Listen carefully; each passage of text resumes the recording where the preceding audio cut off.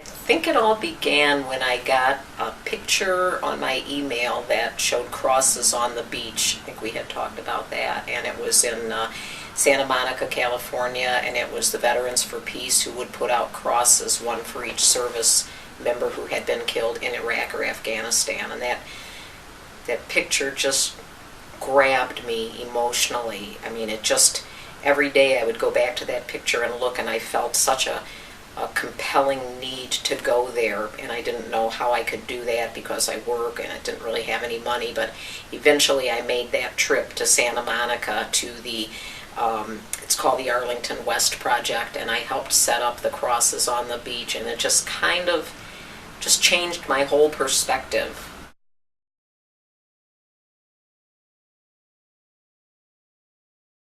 I don't know. I just knew that on the for the 4th of July, even though it was late in the game, it was like the middle of June. I just thought, what can we do? That's, I think, the most patriotic day of the year, the 4th of July, Independence Day.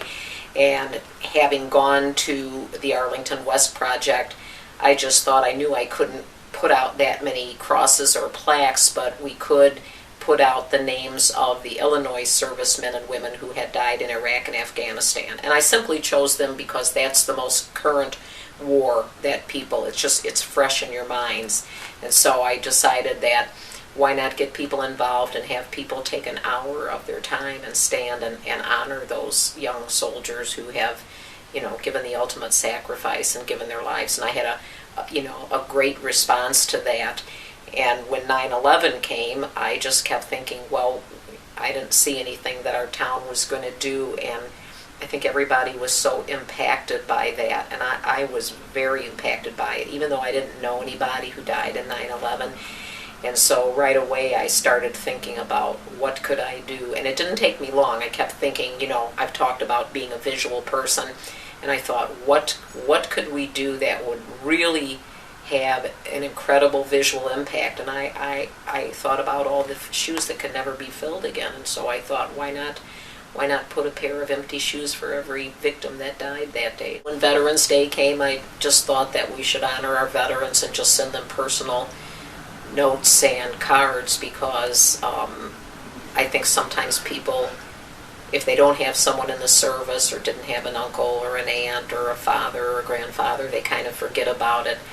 And I just thought it would be a nice way of reminding them that they're not forgotten. So I'm a big letter writer, and so I thought letters and cards would be a really great idea. And so we got 4,700 cards and letters that we sent to the veterans.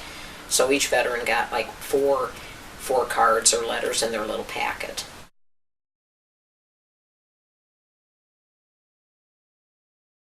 Oh, I'm amazed. I'm absolutely amazed.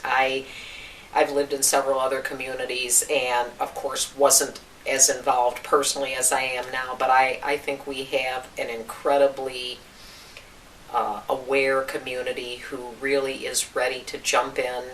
And I think so many people are hungering for some way to connect to America and to their community that it's just like a fire. It just catches on, and our schools are very, very aware and proactive with the students, encouraging the students to think about these types of things. And so we have a big commitment from the school district, and that really pleases me. I'm blown over with how many young people really seem to understand that it's important to be aware and to thank our veterans and to take the time to write a little note